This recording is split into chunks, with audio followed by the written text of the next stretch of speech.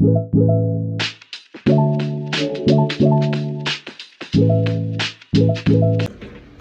guys, welcome to my channel. In today's tutorial I'll be showing you how to make this Canadian ruffle you are seeing here. So I'll be needing my organza and just my thread with what my needle. Alright, these are the items I'll be needing for this. So I'll be explaining how to make this Canadian ruffle. Alright, so right now I have cut out my fabric. My fabric, there are two of them.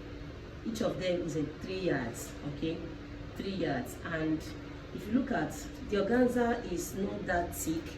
So what I did here was that I folded each of the fabric into, this is it here, I folded each of my fabric into 4. Okay, so that can give me this thickness when I am done. All right, so I think the best fabric for this is either organdy or a taffeta. So because since I'm using an organza, I had to fold each of the fabric into 4 parts. I'm trying to be drawing the lines. Now I'm going to explain.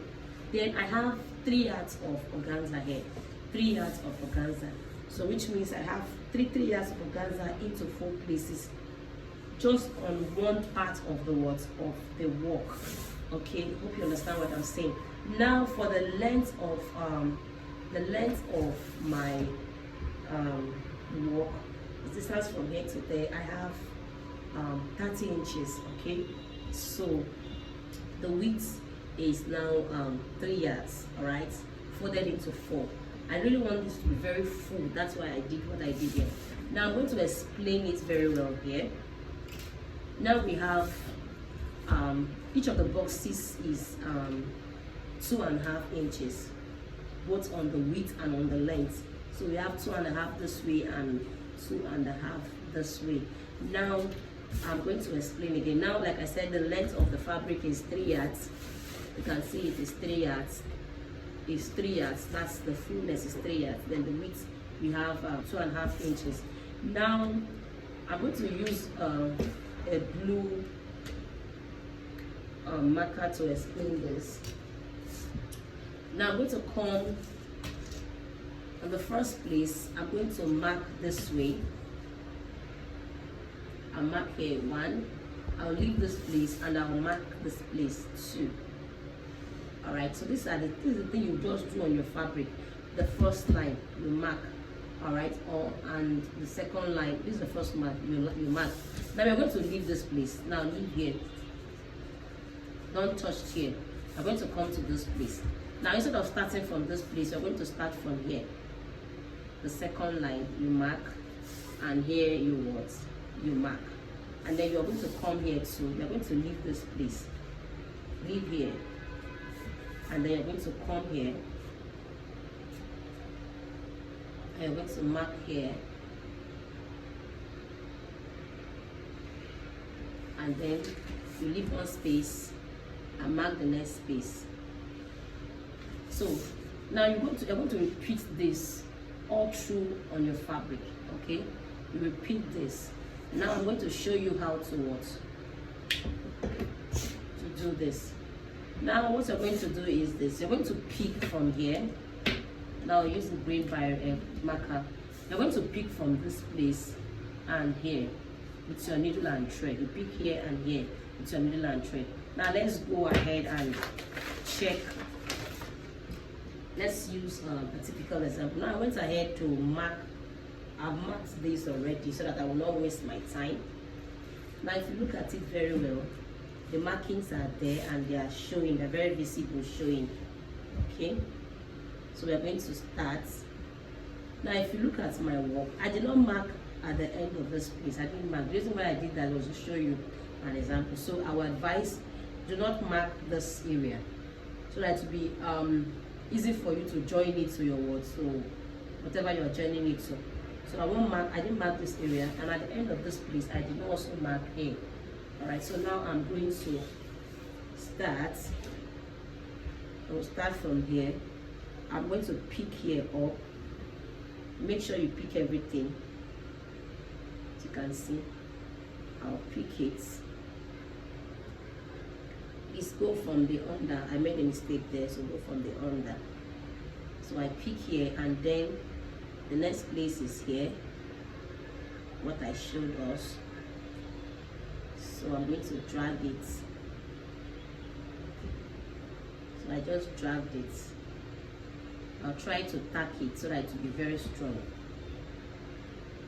Now I know you'll be wondering, what am I using this for? I'm actually making a gown. All right, so this is a picture of the gown I'm making.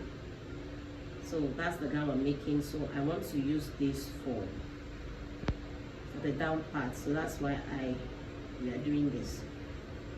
Okay, so once I do this, I'm going to bring the thread under and cut it. So we're bringing it under. You try to tack it very well. Now I think it's strong. I'll tack again so that it will not loose. So I'll cut it off, and I'll go to the next one. So I'm cutting it off. So I'm going to go to the next one. Make sure you tack very well. Make sure your work is very tight so that it won't lose on the way. Okay, make sure it's very tight. So I'm going to the next one. The next one is somewhere here. So we tack, and then here. Okay, and then we keep tacking until it's strong.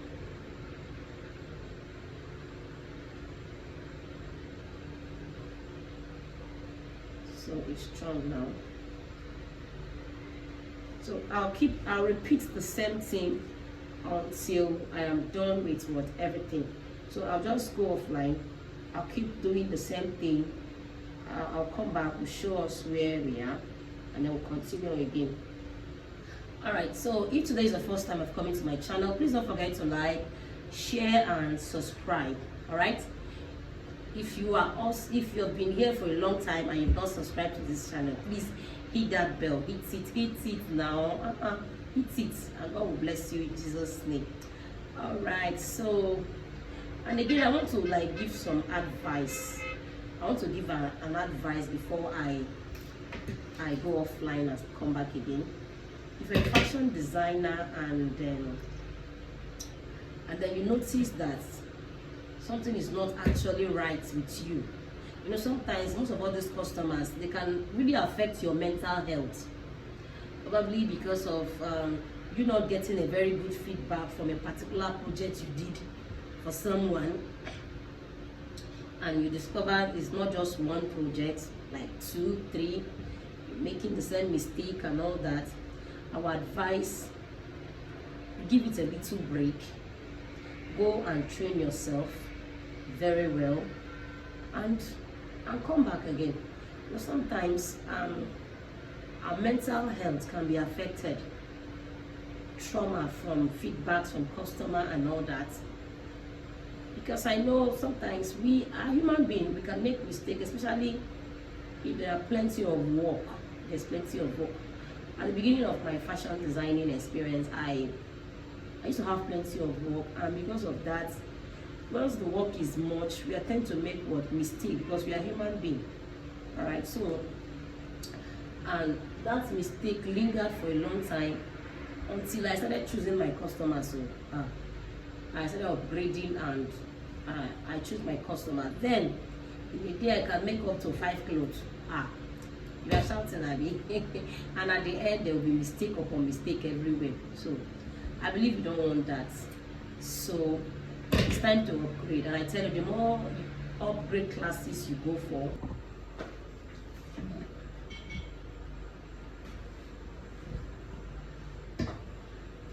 alright, so this is how far we've gone. This is the back side, but the back side is looking very beautiful. So this is the front side of the work, as you can see. So like I was saying before about your mental health, you know, some customers can be very, very troublesome. And I tell you, there's something I learned recently about the different type of customers we have. Number one, we have the troublesome customers. and they are very cheap, those cheap ones, and they won't pay you anything, but they want to siphon all the whole money they give to you. In fact, you'll be left with nothing when you finish making clothes for them. These are the ones that give you this serious mental issue. Run from them, run. You might say, they're giving you money. I tell you, if you know your worth, you will learn and you run away from some certain customers. That's number one. Then number two, there are some customers that they are not very, very easy to satisfy. Call it difficult customer. These are very problematic customers. They'll pay you anything you want to, but they are difficult. There's nothing you ever do that satisfies them. Even if the clothes is fine, they will look for fault. This one, they will turn the clothes upside down to make sure that they see one fault. My dear, it's not your fault. The reason why I'm telling you this because of your mental health. This will not be your fault. These are customers that are very difficult to handle. Those particular ones, run from them. And then the next customer we have is the word extravagant customers. Okay, these ones, they've made research of the things they want. They really know what they want. They'll pay you anything to make clothes for them. They are good ones, so they are very good. They pay you anything to make any clothes, but you dare not make mistake. That research where they make, they want every detail. Well, I pray we keep upgrade. That's why you need to upgrade, so that you'll be able to meet the standard of this kind of customers. And then we have the last one. These ones, they don't care. All they know, as long as 60 to 70% of what they want in a clothes you give to them, they are satisfied. And they'll pay you anything. They'll pay anything. But please, most fashion designers usually take these ones for granted. And that's the reason why you must go and learn how to manage a business. You need management in your business, so that these particular ones that pay you very, very well, you'll be able to hold them very well. Okay? These ones, even if now 80-70% you give them, they'll pay you anything, and they want to retain you as the person that's making clothes for them. But most times, because some of our fashion designers no get sense, we just leave this one. You think they are stupid, because anything you make for them, they will wear and they'll pay you anything. Well, please, don't just make anything for them. These ones, they pay you very well. Even if it's 10 you have, and they are paying you very well, hold them. Since I learned that, I've decided that those ones that used to pay me very well, that even if I give them 80 to 70% of the style they bring, these ones I used to hold them very well. I hold them very well because they disturb my mental health. So you see, choose your customers, and you can do it. It's true that you need money, but I tell you, any money will give you headache. Run. All right, so I'm going to come back and show us how this is. All right, okay, and I believe you've gained some little advice from the thing I said. All right, let's continue with work. Okay, let's continue with work. This is the front part and this is the back part. You can also use the back part, add some beads on this side. Okay, but I'll be using the front part. This is the part I'll be using. So let's continue. So this is it here. You can see how far we've gone. So what I'm going to do now is I'm going to attach it to whatever I want to attach it to. All right, I'm actually using it for a gown. I'll be dropping the video on how to make the gown by next week, so that you will attach it together on the gown. By the time I start, I'm going to show you. Now on this part, these edges, I'm going to go ahead on this edge and gather it. I want a gather stitch on this edge, and then I'll drag it so that it will give me a fuller effect. Okay, as you can see on the video, so it can give me a fuller effect. So I'll gather all this. I'm going to gather the same. So you gather.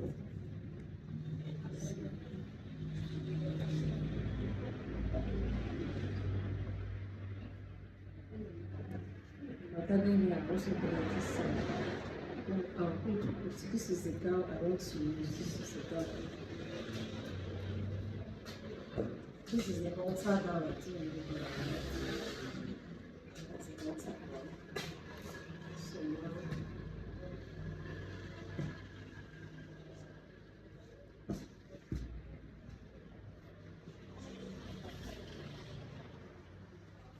going to place it like this.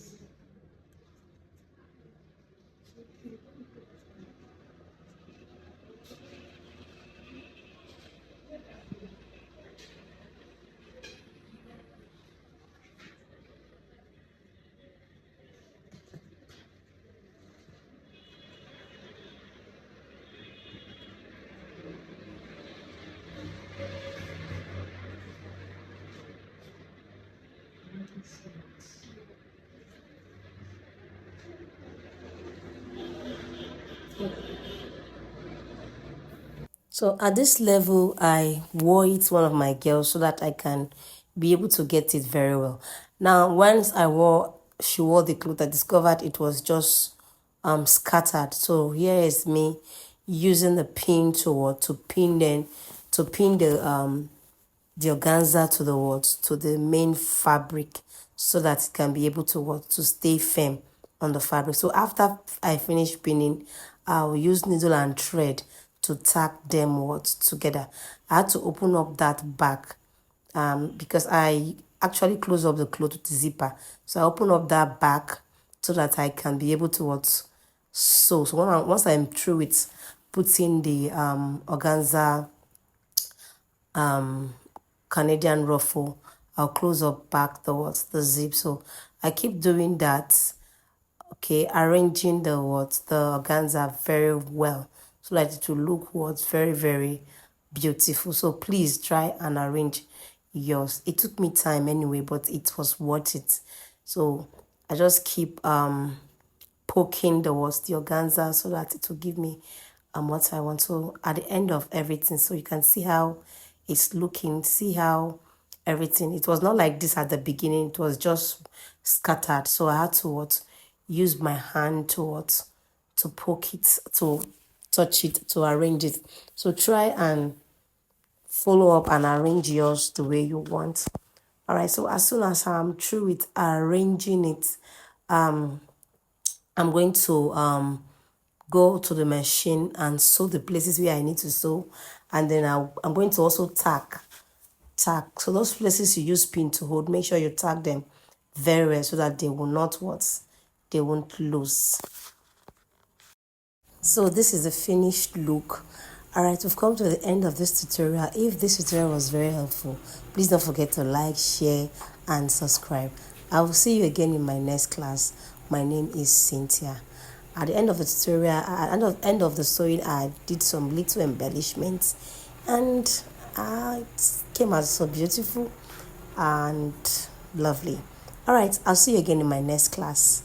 I am Cynthia. Thanks for watching. Bye bye.